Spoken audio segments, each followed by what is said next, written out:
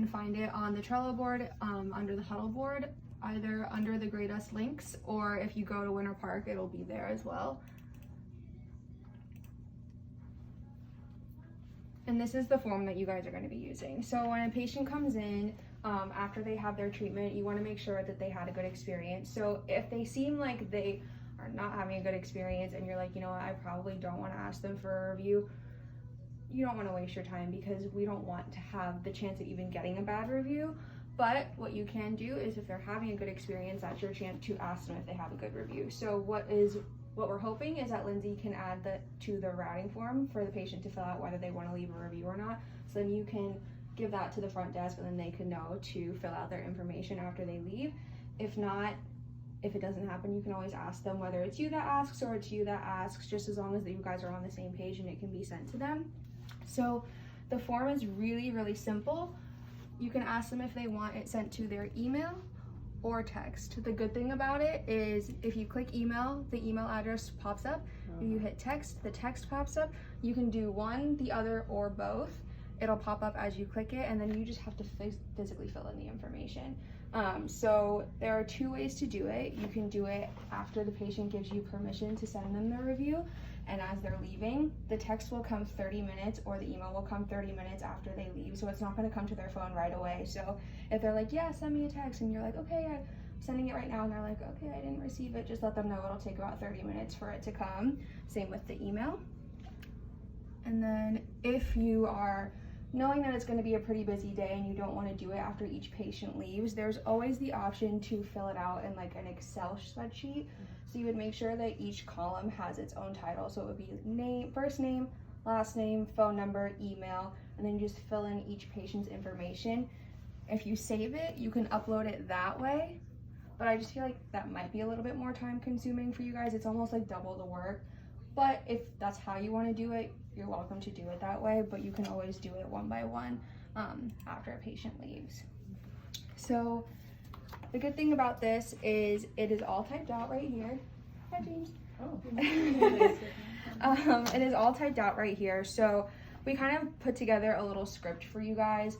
Not that you might not know how to ask a patient for a review, but just something to kind of follow, to look at for suggestions of things to say. Like, for example, approaching a patient and asking, you know, how did it go? If they say that it went well, then that's your opportunity to ask for them. The first option we have here is, that's great to hear. Root canals have a bad reputation and we're trying to change people's perception of them, so it would be great if you could share your experience. Would you be willing to leave us a positive review? Something along those lines. Never feel like you have to follow it word for word, because then it's going to sound a little scripted. Exactly, scripted. But if you put it into your own words, kind of use variations, it'll feel more natural, the conversation will flow, and I'm sure they'll appreciate it as well. Another good thing about Grade Us is that when you send this to somebody, it's going to come up as either like a screen, and it's going to show a thumbs up or a thumbs down. So they can say I had a good experience, or they can say I had a bad experience. If they put a thumbs down, instead of it being sent to Google or Facebook or something like that, it's going to be sent to us directly, and we kind of have a chance to squash it before it gets put out to Google or Facebook. If they're really persistent, I mean, they can go around it and leave it on their own, but with this, it kind of gives us that barrier. If they give a thumbs up, then obviously it'll give them the option to leave it on Facebook, Google, Yelp, whatever it may be. So that's kind of why we want to really only be asking the patients who had a good experience if they're willing to leave a review anyway, to kind of avoid even having to deal with the back end thumbs down stuff.